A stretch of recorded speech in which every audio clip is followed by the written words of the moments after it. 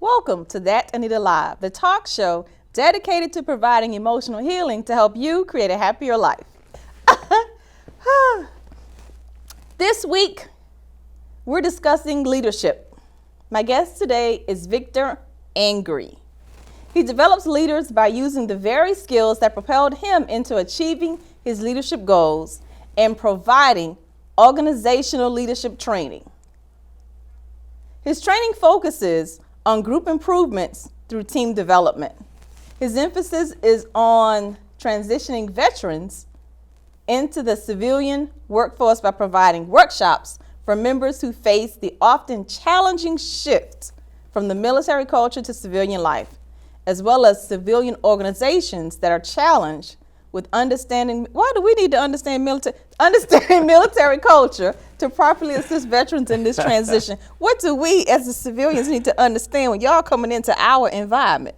That's exactly it. You gotta understand, who we are and how we operate. Why? I mean, that's like a big key to the You relationship. walk into the green room, you have to figure out how the green room operates. This is true, but it's like a reciprocal. No, we're not reciprocating. Kinda, No. no, No. none of that. No. Learn how to come into the office at 9:30. Drop all that 6 o'clock stuff. Okay, that's hard. Maybe we'll just do PT outside of that and then come in at 9. How about that? Works Maybe. for us. Works Okay. for us. Okay. Okay, because at 3 o'clock when y'all going home, we just getting warmed up and getting started. That's true. This is true. Yeah, we don't really burn the evening hours unless there's something going on. But, that's the life of a military person. It really is. It's a mindset. It's a whole different breed. And then How did change that culture. How did you get into leadership to start with? Let's start there. I joined the Army. Yeah. So when I got in the Army only produces and develops leaders. So you go through a progression of ranks from E1, we'll just use the enlisted side. Okay. E1 to E9. E1 being a base entry private, and you grow through following, if you will, because someone's telling you what to do. And then you end up getting into the middle piece, which is now you're developing into a junior leader. And then you'll grow from a junior to a senior where you're now telling folks what to do or guiding them through whatever the mission is. So you went into the military straight out of college? I didn't go to college. Yeah, so I went into the military straight out of high school. How did that go over at home? Great, actually. So that was the best move for me because I would not have been effective in college. I wouldn't have. That much I do know. Now, doesn't mean I didn't get my degrees later, but I did it by way of the Army. But for parents that are struggling with the fact that they are degreed and they want their children to be degreed, and they have children that want to go into other areas of life versus going straight into or taking more classes. That's what I hear from the teenagers. Tired of going to school. I don't want any more classes. Interesting you said that because my family didn't come from degrees. Okay. Right? So was I the first? I think I was the first one to actually finish my degree in my family, 7 of us. But then we all got degrees after that. So, but I did that through the military. Like, I had to grow up first, you know what I mean? Like, so a part of growing up is like leadership, right? No, that sounds like there's a story there. There's What do you mean you had to story grow there. up first? Oh, there's a What huge did you story. do? Well, Florida, first of all. A lot of streets, running the streets, the whole, it's the 80s we're talking about. So, marijuana was really jumping then, and then, crack hit the streets later in the 80s, and not that I was some big time dope dealer guy, but Because you painting a picture right now. well, as a kid you grew up with that stuff, so Yeah, I exposure. did smoke a lot of marijuana as a kid. Wow. No joke. I'll How do tell your you kids that. feel about that? I don't know. I better ask them that. So, I think they're gonna ask you about that now. So. But we talk about it a little bit, but I never really asked them how they feel about that, though. But as a kid, I did a lot of stuff because the streets was really the place to grow up. Remember now, 7 of us. So paint a picture background. Wow. 7 of us, 4 boys, 3 girls. My mother and All father in the same had house at the split. same time? All in the same house. Yes. Okay. Yes. Mother and father, my dad left when I was about 10. She's raising 7 of us. And, you could run wherever you want to go. 7 angry kids. Yeah, 4 boys and 3 girls. And guess what? Guess who was a loudmouth? This guy, yeah. And your number? I'm number 6. I have a twin sister, so I'm 6 after 10 minutes, and then Dave's the youngest. So at 50 now, I look back on those things. And you skipping a whole lot of years. Oh, you want to get into all of them? So how did the military mature you? Because, so the first experience I had with real leadership was in Korea, when there was we were both young soldiers. Okay. But he was one of those, Einstein, he was real brainiac. He didn't know how to really talk to people without being direct. Yeah. So for the E6, E7s, the big bosses, if you will, when they give a directive of something to do, he always had a better way to do it, and he would just say it. Well, those guys don't like it, so they started, it is what it is. So they really zoned in on him to put him out of the military as being unprofessional, because he would challenge their authority, which he wasn't challenging. Right. It's just that he knew there was an easier way to do it, and just didn't understand how to communicate that. Yes, because as a junior guy, when they tell you to do something, you just do it. In the 80s, the military mindset was we didn't bring you in here to think. We brought you in here to do. Like you are the machine. I tell you to do this, you go do it. Don't question my authority. That's what it is. So my point was, I saw that. So I just kind of went and talked to him a little bit, and explained to him how this process works.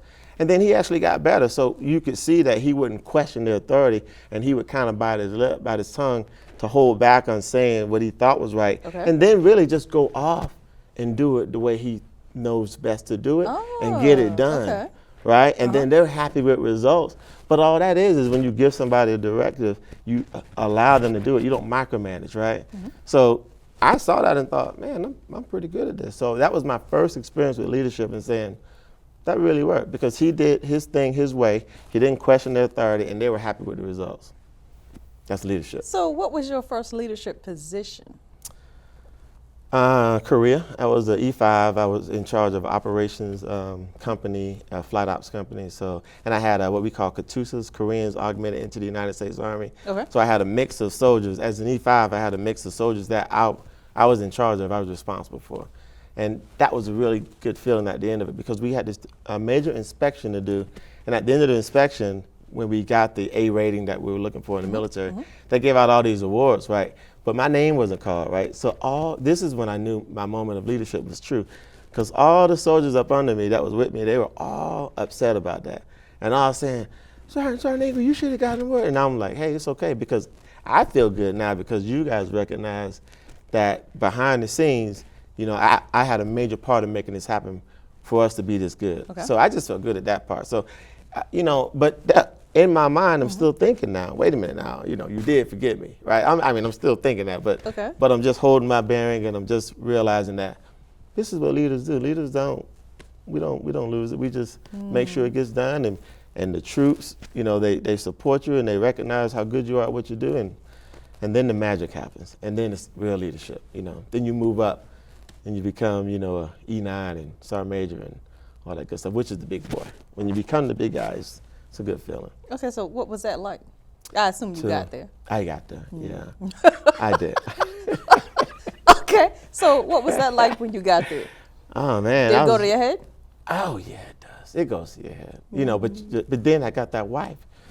She wheels you back down. So my wife. Did she? Yeah, my wife. Michelle! Okay.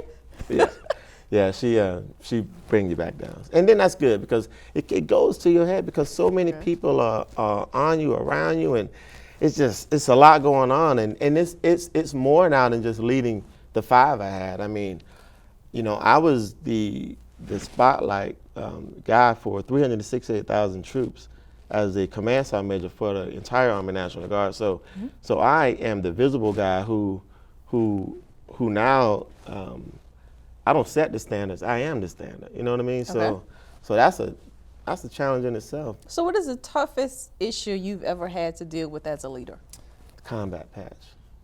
Yeah. So, we've been at war. We've been a nation at war for, so long now. Since, yeah. And a lot of Americans forget that.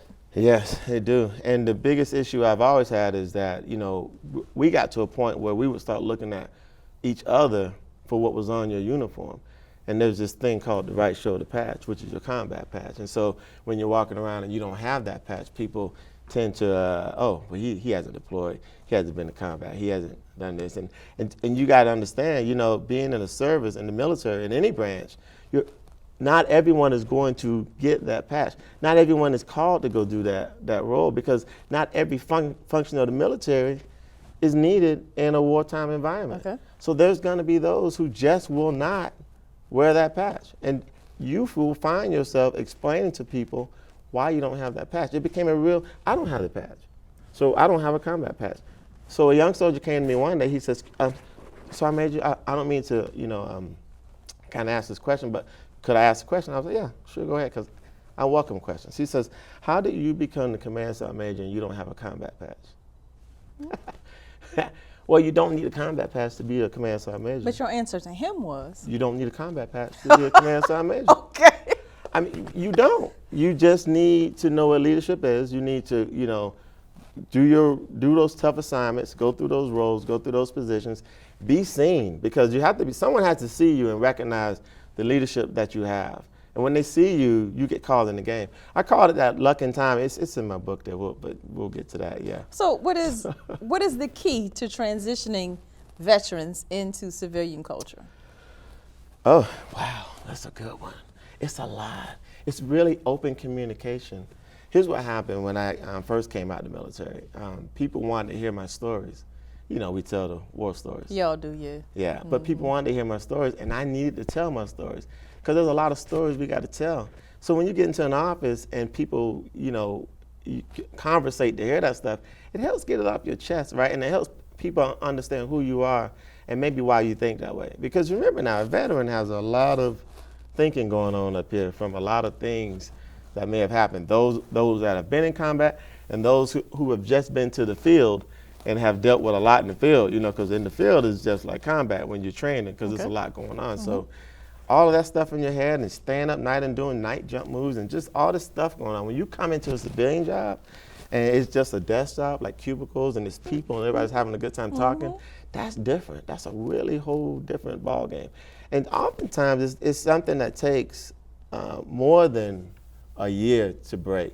Like, I've been out 6 years now, and I'm finally starting to find my way. And I was talking to a couple of buddies of mine, and they've been out about the same time, and they're finally starting to find their way, So the key has to be communication. I think just talking about experiences, and then maybe even, now you sharing, like you said, hey, listen, we're not this 6 o'clock in the morning thing, And so I get where you're coming from, but we don't get up that early, and so maybe you want to go do your PT or whatever and come on in and meet us. And so when you're thinking about leaving at 3, that's when our day picks up. So maybe we want to hang around a little bit for another hour or something. But it's really that communication piece. Also, really. Suggesting to the higher ups that Yes. they take the veterans that do work in the office and sit them all in the same area.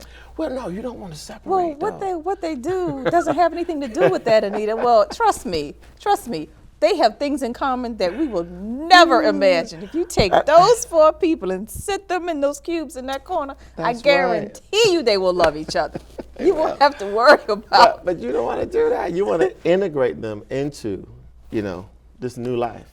You have Transition takes time. It does take time. And if they're in those 4 cubes over there in that, I mean, they're still in the area with everybody else, but they have each other to lean on. So when they don't understand that's a things, good point. or when they're So it's a liaison. So you have to assign the liaison into that office. Hopefully someone who's gone through the military transition and now they've been broken, right? And they're now civilian. And they can talk to this new group of military coming in on how to transition, how best to go about this. Don't just put them in the corner though. That's not gonna be good. Well, I mean, it's an open office.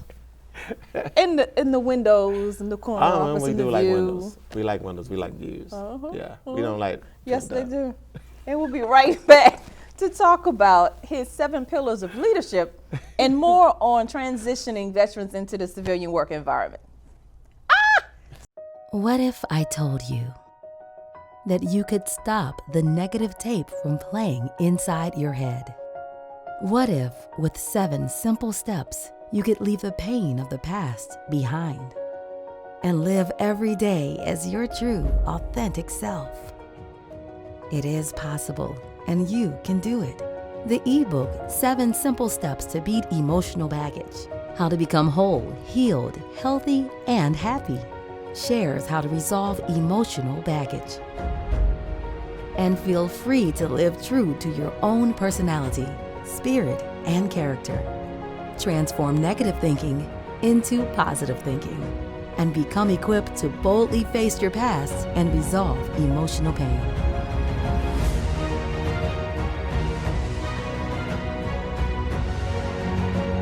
Get your free copy at thatanitalive.com/ebook.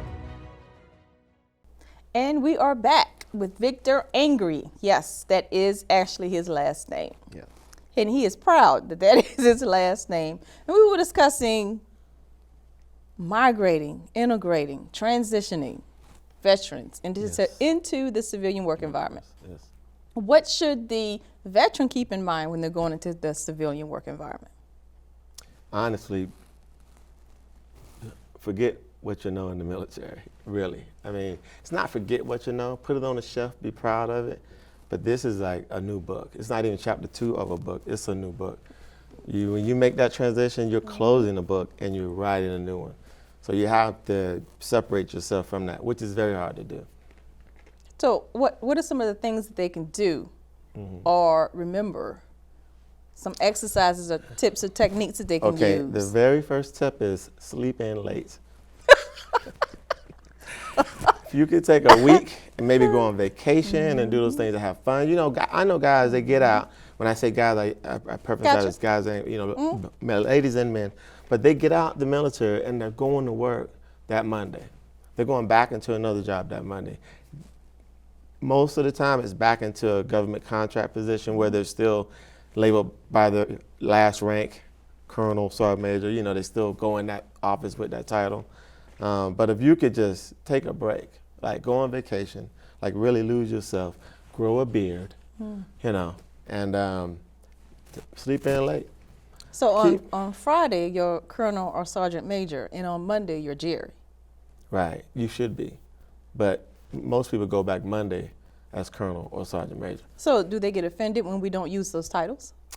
You might hear the first time saying, call me this, and then you might respond back to, no, you're retired. Which I did. And then that's all that is. I mean, you know, you don't have any rank, any position, any authority, so it's not like you can punish somebody for that. So it's a rude awakening. It really is for a lot of people. Tip 2. Oh, on that piece. Tip 2, so we're gonna sleep in late, and we're gonna just, I would really say, gain some weight, man. You know, like go eat some ice cream, go hang out, right? Go do some things that are outside of the norm of what we do. Our routine, we call it battle rhythm. We have a battle rhythm that gets you up in the morning, that starts you on this journey, this path, that leads to this. It all connects down the line, and by the end of the day, which is around 1500 now. You know, we say we work 24 hours a day, but usually the day is over early because we do everything in the morning, right? But you know, usually by the end of the day, you're looking at your new rhythm again to do that same process. You have to break your battle rhythm mode. I'm not saying lose it forever, start a new one, but it's not military minded, you know? Like I still do my fitness, I have to because it's just in me. So there's some things you're not gonna lose. In your book, Yes, ma'am. Angry Leadership, Yes, ma'am. 7 Guiding Principles of Leadership by Victor Angry. You have a quote: "A miracle worker is an artist of the soul. There is no higher art than living a good life." What does that mean? Well, I love Marianne Williamson, first of all, and that was hers. And so we define what a good life is, but my definition of a good life is community-based. It's at your funeral, at the end of your life, how many people are there for you, and are they genuinely there for you? You know, do they genuinely, have you connected their life so much with yours that, you know, when at the end of yours, it has triggered this emotional breakdown on a large percentage of the population? Like, that's my definition. Or they just wander from good times at works funerals? Well, you don't want to work funerals. As a community crier. Right, no, you don't want that person. But you want the genuine, if you got that genuine person that really cares for you. When I retired from the military, my retirement ceremony is like a funeral to me, because basically Command Sergeant Major Angry died. You know what I mean? Like, we buried him, we put him in a coffin, and he doesn't exist anymore. Okay. He was that guy that wore that uniform that, you know, my attitude was a lot different then, because you were in command versus, you know, now I wear suits and bow ties. Matter of fact, they call me the bow tie guy, but it's another story. But, you know, Okay. but in understanding, you know, what I saw at my retirement was standing room only, you know, and some of the comments and compliments that they were paying tribute to that service that I did was huge, you know, and it made me just look back on my life and say, wow, that's a beautiful life, you know, like I did some things there that helped a lot of people, including myself, and that's where that quote came from. Okay, so let's run down through the Magic 7. Let's go through the Magic 7. The first one is foundation. Foundation. Gotta have a foundation. Gotta have a solid rock you're standing on. It's like you can't be the river. I call it the river rider, right? So you got these people. They're like a little leaf in the river. Okay. They change their attitude, their minds, their opinions. They flow with whatever is happening at that moment. They don't even know who they are. They just go with what the norm is, the status quo. People with foundation, they're immovable. They're immovable. They sit here, they're solid. They will tell you yes when it needs to be said yes, and they will tell you no when it needs to be said no, and they don't ride the river. They're not river riders. You gotta have a solid base. Reinforce the words. Yes. So the Army is notorious for acronyms and sayings, all right? Okay. NCO, non-commissioned officer. Once you reach that rank, you know, we have this whole thing we say. And the first sentence starts out, like, no one is more professional than I. So in saying that, when I first heard those words, I thought, wow, no one is more professional than I. Like, you know what? There isn't. You know, I bought into it, you know. I said, I didn't drink the Kool-Aid, you know, I make the Kool-Aid, you know. So, I mean, because that helped reinforce me to kind of move through life. Here's one for you. The reason I joined the Army was because of Miss Brenda Patterson. I call her my godmother. She was really close friend of the family. Okay. Matter of fact, my uncle's girlfriend. And, you know, I moved out of my house, so I think my mother had something to do with that. But I moved in with them, and she would just be on me every day about, you know, you can do better in life, you can do better in life. And then she says, and she's talking to the high school Victor at this time. yeah, she's talking to the young kid, you know, that's out here smoking dope and, you know, thinking he's heading down the wrong path. had a Jerry curl. Oh yeah, I had a Jerry curl. Oh yeah, I'll have to show you the pic one day. But anyway, she says, because I see more in you than you see in yourself. And I said, wow, is she serious about that? Like, is she true? So I stopped and I asked her, are you serious about that? And she was like, and then she went into, now she could get out of her ranting, I call it the nagging mode, and she's really got my attention. So she's talking to me. She says, yes, I'm serious about that. What do you want to do with your life? Because I know you don't want to be here, which I didn't, because the streets was just the streets. You just got to get up and keep up in them, man. And that's a river ride. You got to make it out of that river ride to get into the ocean. So reinforced words are like affirmations. They're affirmations, man. There's so many of them, and you get them from you know, I talk about a lot of those in the book, man. A lot of just different words I've heard along my career that made me say, wow, they think that. Wow, that's good. Why mentor is important? That's Mentors number are 3. super important. Mentors. I have mentors now today. Mentors are super important. Okay. First of all, they can take you to places where you haven't been, and they can let you know when you're about to make the greatest mistake of your life. Usually, because there's a wide variety of mentors. There's those who've been there, done that, and there's those who know they can tell you how not to go to prison, right? So when people talk about getting close to the edge of the cliff and jumping over and you don't know what's on the other side. In the world? Oh yeah, you know, I don't want to go there. I've never been to prison, but you know what? Since I've never been to prison, if you are on your way to prison, I'm not the one to talk to. You probably want to talk to the guy who's been to prison, because he's going to tell you how to stay out of that, because he knows that's not the place for you. I will tell you what to do to be successful. I went to D.C. to be with the DC mentors for the young men in DC, and I realized that when a couple of the guys in there that wanted to be mentors were ex-felons, Right. and that's what their point was, talking to the kids about how to stay out of prison. You know, You went through Scared Straight. I didn't go through Scared Straight. Really? I just went to the Army. No, I but didn't get into back when you were in high school, there was a national program Right, called but Scared Straight. I never went through that program. Okay. No, I mean, I wasn't that bad of a kid. I don't know, the stories you telling. Okay, that's mentors. Fitness. Fitness, you know how I feel about fitness. Fitness is super important. Why? Because, so to get up at 6 in the morning, I have to be disciplined, right? I got to be disciplined. You just don't roll out of bed and say, you know what, I think I'm going to work out. Like, you have to be. There's many mornings I don't want to get up. And I tell myself this is what it is. Because at the end of that workout, I feel super. So does fork to mouth count? No, that don't count. Tenacity. Tenacity. Uh-huh. Tenacity is a, you know, there are people who, they don't know how to address other people. Okay. You know, they just don't know how to do that. Mm-hmm.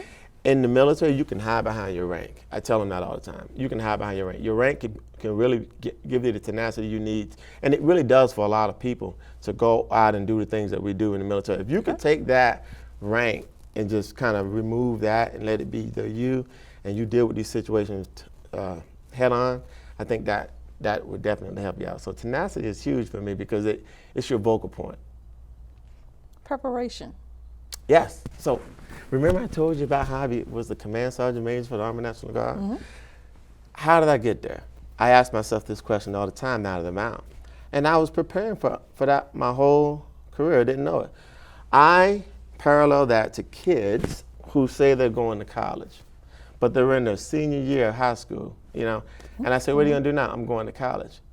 Well, what did you do? Like, you just don't go down to Duke and say, I'm here. There's a lot of stuff you got to do to prepare those steps. But the problem is we don't prepare each other for things like that.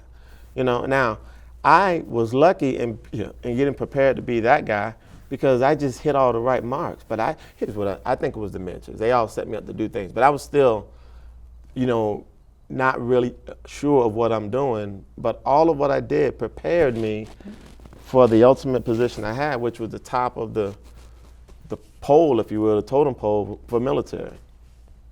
Self-evaluation. Got to evaluate yourself. You got to. How often? Well, you know, that's a good question. Like right now, these days, I evaluate myself about every 2 weeks because I just don't know what's going on. But during that era, I would evaluate myself about every 6 months, you know. But now Okay, so in the military, every 6 months. Yeah. As a civilian, every 2 weeks? Well, for me now, because I'm still bouncing, right? I'm not bouncing, but I'm not in my battle rhythm, my final battle rhythm. I'm still moving that around. So. It takes a true leader to see the value in connecting like minds together to provide a seamless and successful transition for our veterans. The best leaders learn to follow first. Yes. To reach out to Victor, find him on Instagram at A is4Angry. A is for Angry. I'm Anita, your host. Be sure to check out thatanitalive.com for where and when to see our next episode.